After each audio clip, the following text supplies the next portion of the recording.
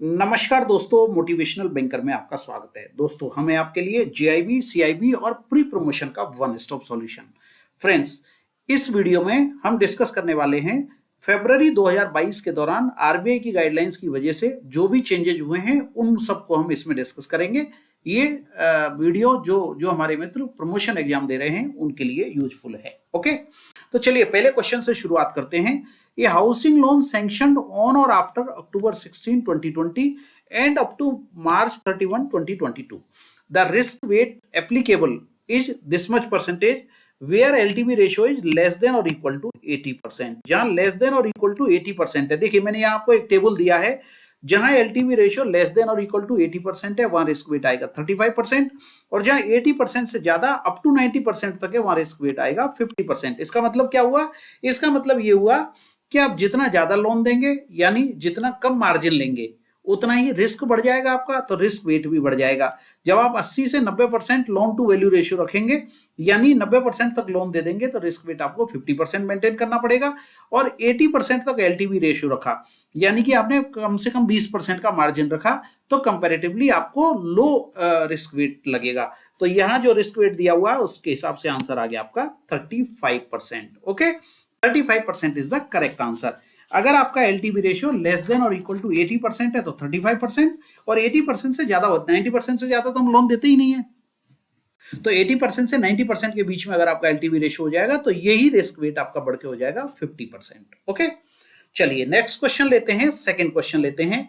While sanctioning housing loan bank should not include stamp duty. देखिए recently RBI ने housing finance पर एक master circular issue किया है, उससे रिलेटेड कुछ क्वेश्चन हैं जो आपके एग्जाम में पूछे जा सकते हैं। जब भी हम हाउसिंग लोन देते हैं तो stamp duty, registration cost, documentation charges, इसको हम फाइनेंस नहीं करते हैं। ओके, तो bank should not include stamp duty, registration and other documentation charges in the cost of the housing property. However, in cases where the cost of the house or dwelling unit यानी residential unit does not exceed this amount, bank may add stamp duty, registration charges and documentation charges to the cost of housing or dwelling unit for the purpose of calculating LTV ratio. देखिए RBI कहता है कि अगर total house की cost including stamp duty, registration, documentation charges 10 lakh के अंदर है, up to 10 lakh rupees है, तो आप स्टैंप ड्यूटी, रजिस्ट्रेशन और इसको जो है कॉस्ट का पार्ट बना सकते हैं, यानी इसको भी आप फाइनेंस कर सकते हैं। जहां 10 लाख रुपए के अंदर अंदर आपका फाइनेंस हो रहा है, कॉस्ट ऑफ हाउस जो है 10 लाख रुपीस के अंदर है, ठीक है ना। द कॉस्ट ऑफ हाउस और dwelling unit does not exceed rupees 10 lakh, तो 10 लाख के अंदर अगर आपकी हाउस कॉस्ट है तो आप स्टैंप ड्यूटी, रजिस्ट्रेशन और डॉक्यूमेंटेशन चार्जेज को इंक्लूड कर सकते हैं प्रोजेक्ट कॉस्ट में। क्लियर है आंसर? चलिए फिर नेक्स्ट क्वेश्चन ले लेते हैं। क्वेश्चन नंबर 3 देखिए क्या कहता है, ये भी हाउसिंग फाइनेंस से रिलेटेड है। As per master circular of reserve Bank of India on housing finance, the customer should construct the house as per sanction plan. जो भी प्लान उसका सैंक्शन हुआ उसके हिसाब से उसको हाउस को कंस्ट्रक्ट करना है, and should submit bank the completion certificate with in a period of this much months. कितने महीने के अंदर उसको कंप्लीशन सर्टिफिकेट सबमिट करना है from the date of completion of the construction. जिस दिन उसका कंप्लीशन कंस्ट्रक्ट हो गया उसके 3 महीने के अंदर उसको कंप्लीशन सर्टिफिकेट बैंक को सबमिट करना है। अगर ऐसा नहीं होगा, failing which the bank shall have the power and authority to recall the entire loan. पूरे लोन को बैंक रिकॉल कर सकता है। ओके, तो कंप्लीशन जैसे ही हो जाएगा उसको 3 मंथ्स के अंदर उसको कंप्लीशन सर्टिफिकेट बैंक को देना है, अदरवाइज बैंक को राइट है कि वो कभी भी लोन को रिकॉल कर सकता है। ओके, क्लियर है आंसर? तो आंसर क्या आ गया आपका? 3 months is the right answer. Next question लेते हैं, question number 4। As per master circular of reserve Bank of India housing finance, फिर से हाउसिंग फाइनेंस का ही क्वेश्चन है। बैंक में extend only term finance to public agencies. देखिए जहां पे लैंड का एक्विजिशन होता है, लैंड का डेवलपमेंट होता है, प्रोजेक्ट लोन जो होते हैं, तो हम पब्लिक एजेंसीज को भी लोन देते हैं, ठीक है, for acquisition and development of land provided it is a part of the complete project. ये प्रोजेक्ट लोन की बात हो रही है। अगर प्रोजेक्ट का पार्ट है वो लैंड, उसको डेवलप करना है, उसका एक्विजिशन करना है, तो हम लैंड पे भी फाइनेंस करते हैं।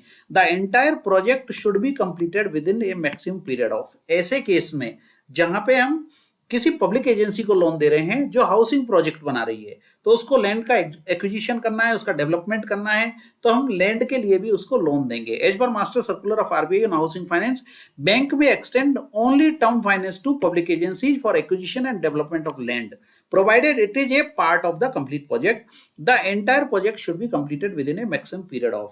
तो आरबीआई ने बोला है कि ऐसे केस में जो प्रोजेक्ट है वो कितने पीरियड के अंदर कंप्लीट होना चाहिए। मैक्सिमम पीरियड दिया है इसमें 3 इयर्स का, कि 3 साल के अंदर ये प्रोजेक्ट पूरा होना चाहिए, उसी केस में आपको फाइनेंस करना है, अदरवाइज आपको फाइनेंस नहीं करना है किसी भी पब्लिक एजेंसी को। क्लियर है बात?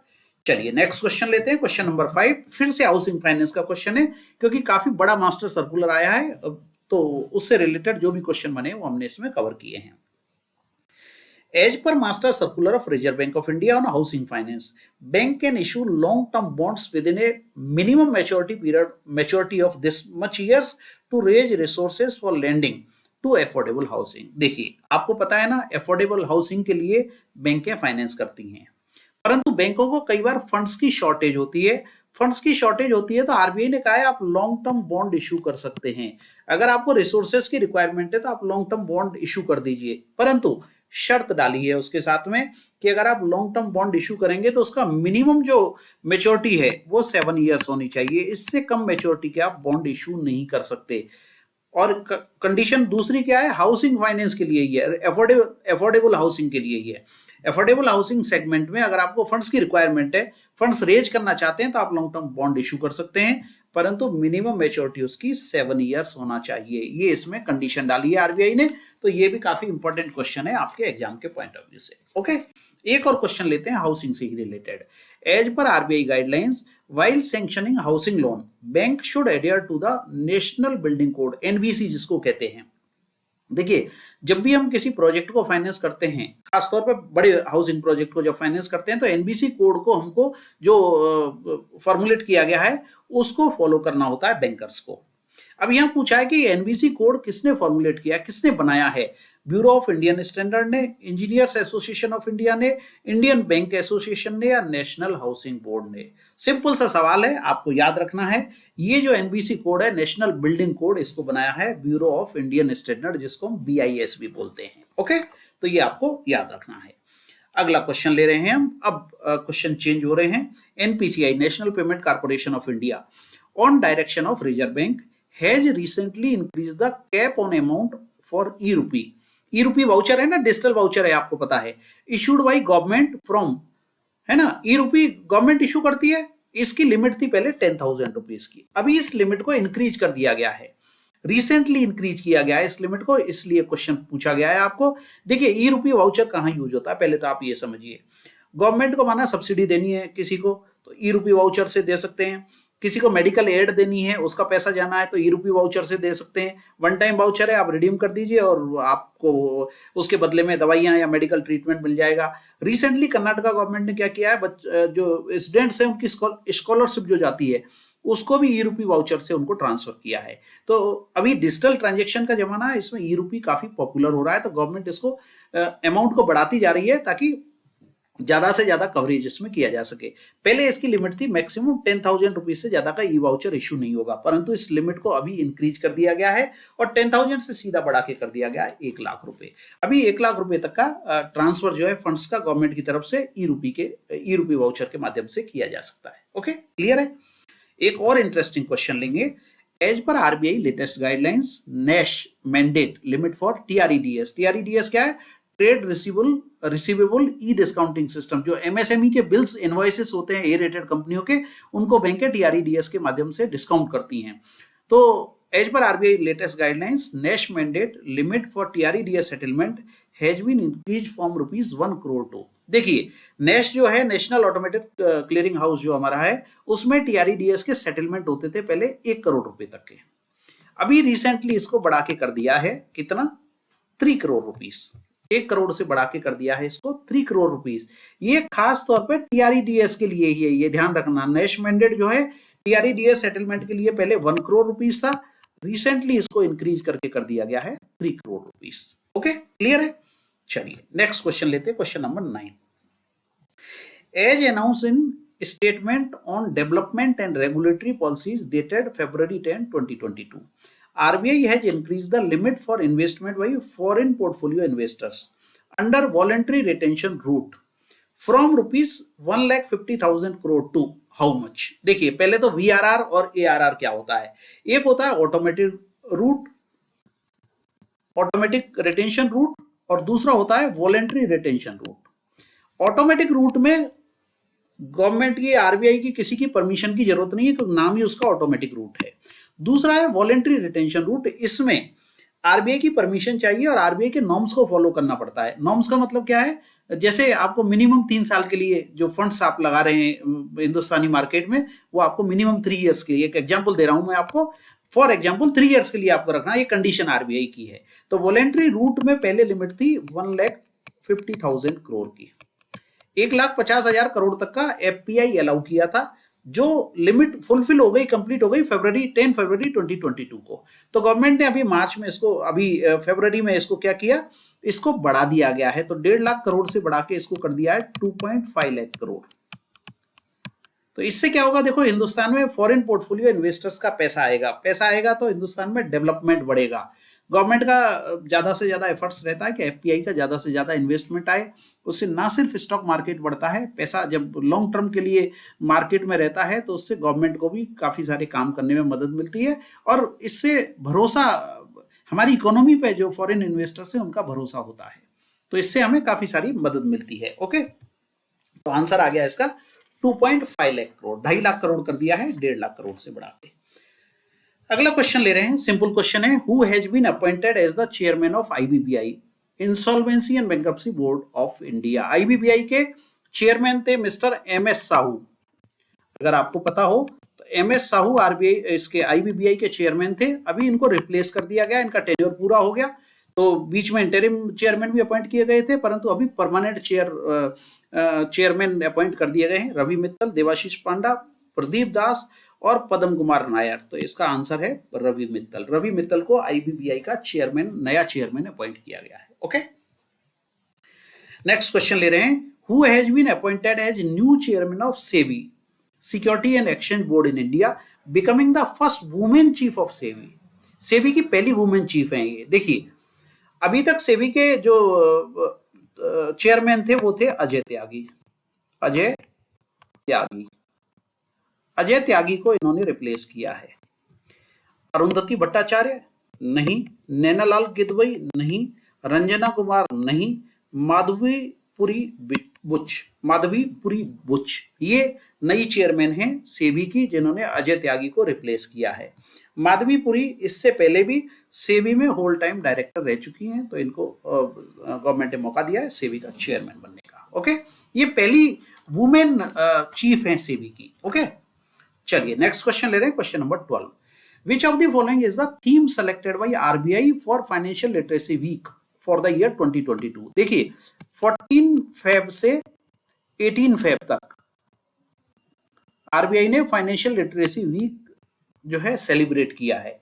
तो उसकी एक थीम रखी है, गो digital, go secure, go digital, go progressive, go digital, grow with digital और डिजिटल इंडिया, पावरफुल इंडिया। ये 4 ऑप्शंस दिए हैं आपको। इसमें से कौन सी थीम आरबीआई ने रखी थी फाइनेंशियल लिटरेसी वीक के दौरान?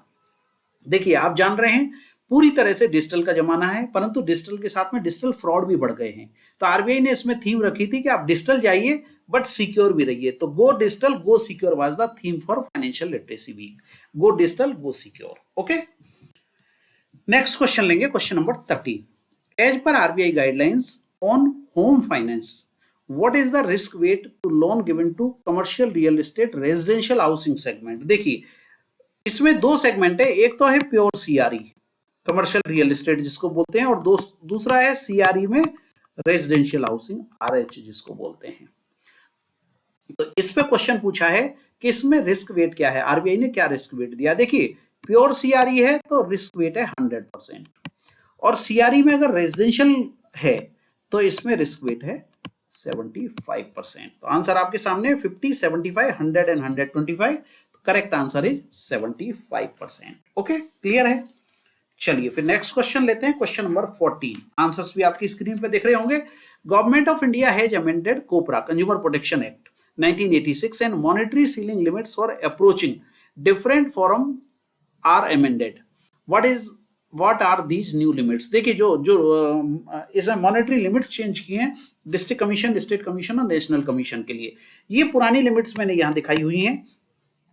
डिस्ट्रिक्ट कमीशन के लिए पहले लिमिट थी 1 करोड़ रुपए तक की, स्टेट कमीशन में 1 करोड़ से ऊपर 10 करोड़ तक के केस जाते थे और नेशनल कमीशन में अबाउट 10 करोड़ के केस जाते थे। अभी इन लिमिट्स को कम कर दिया है, 1 करोड़ की जगह इसको कर दिया up to 50 lakh, state commission को more than 50 lakh, exceeding 50 lakh and up to 2 crore, और 2 करोड़ से ऊपर के केस जाएंगे आपके नेशनल कमीशन में। तो यहाँ चारों आंसर सही है, इसमें से ऑल इज करेक्ट, ये आंसर सही है। देखिए up to 50 lakh, more than 50 lakh to 2 crore state commission को, और मोर देन 2 करोड़ जाएगा आपका नेशनल। ये ओल्ड लिमिट है, ये ओल्ड मॉनेटरी लिमिट है, और ये रिवाइज्ड मॉनेटरी लिमिट है। ओके, क्लियर हो गया आपको? तो आंसर है ऑल इज करेक्ट। ठीक है, अब लास्ट क्वेश्चन ले रहे हैं हम, question number 15। Threshold for waiver of legal action while invoking the guarantee under CGTMSE Credit Guarantee Trust for Micro and Small Enterprises has been increased from 50,000 to rupees this much per claim। देखिए इसका मतलब समझिए, जिनको जानकारी नहीं है उनको बता देता हूं। समझिए आपने 10 लाख रुपए का एक लोन किया माइक्रो एंटरप्राइजेज को, ये तो माइक्रो में जाएगा 10 लाख का लोन तो, ठीक है। अभी आपने इस पे CGTMSE गारंटी ले ली, TMSE, ठीक है। तो इसमें कवरेज कितना मिला समझिए, आपको 75% कवरेज मिला। अभी ये लोन माना NPA हो गया आपका, तो आप क्या करेंगे, 75% का 75% आप immediate with in 30 days claim कर सकते हैं CGTMSE से। बचा हुआ जो 25% है उसके लिए CGTMSE कहती है कि आपको लीगल एक्शन लेना है। लीगल एक्शन का मतलब पहले आप नोटिस इशू करिए, आप कोर्ट में जाइए, उसके अगेंस्ट में उसको डिक्री कराइए, उसके बाद हम बचा हुआ 25% पैसा देंगे। तो इसमें कंडीशन अब तक क्या थी कि अगर आउटस्टैंडिंग आपका 50,000 तक है तो आपको किसी लीगल एक्शन की जरूरत नहीं है, हम पूरा 75% पैसा आपको दे देंगे। और 50,000 से ज्यादा है अगर आपका आउटस्टैंडिंग, तो आपको लीगल एक्शन लेना होगा। 75% पैसा हम आपको दे देंगे, 75 का 75%, रेस्ट ऑफ द 25% आपको ये लीगल एक्शन कंप्लीट होने के बाद होगा। तो ये पीरियड था करीब 3 इयर्स का। ओके, अभी इस लिमिट को गवर्नमेंट ने बढ़ा के कर दिया है 1 लाख रुपए। 1 लाख रुपए तक का अगर आपका कोई लोन है, मैं इसको रब कर देता हूं तो फिर से आपको बता पाऊंगा। देखिए अगर कोई लोन है आउटस्टैंडिंग 90,000 का और आपने इसमें CGTMSE क्लेम किया, तो इसका 75% या 85% जो भी कवरेज है वो CGTMSE आपको इमीडिएट दे देगी। 25% जो बाकी केसेस में, माना 1,10,000 का केस हुआ तो यहाँ पे 75% माना आपका इसमें क्लेम बनता है, तो 75% का 75% CGTMSE आपको 30 दिन के अंदर दे देगी, और बचा हुआ 25% जो है वो देगी लीगल एक्शन कंप्लीट हो जाने के बाद में। परंतु 1 लाख के अंदर अगर है, 50,000 था पहले, अभी 1 लाख कर दिया है, तो ये पूरा 75% पैसा बैंक को इमीडिएट मिल जाएगा। वेटिंग पीरियड की जरूरत नहीं है 25% के लिए। I hope it is clear to you. तो threshold for waiver of legal action while invoking the guarantee under CGTMSE has been increase from 50,000 to rupees 1 lakh per claim. पर क्लेम 1 लाख रुपए से ज्यादा का है तो आपको लीगल एक्शन लेना पड़ेगा, और 1 लाख के अंदर है अगर आपका क्लेम तो आपको कोई लीगल एक्शन की जरूरत नहीं है। कंप्लीट कवरेज जितना भी है 75, 85, 50% जो भी कवरेज है अमाउंट के हिसाब से, उतना कवरेज आपको CGTMSE से मिल जाएगा। ओके, तो फ्रेंड्स ये हमारा वीडियो था फरवरी के हमारे जो जितने भी चेंजेज हुए हैं RBI के, उन पे बेस्ड। मैं उम्मीद करता हूं कि वीडियो आपके एग्जाम के पॉइंट ऑफ व्यू से काफी इंपॉर्टेंट होगा। Thank you very much friends for watching this video.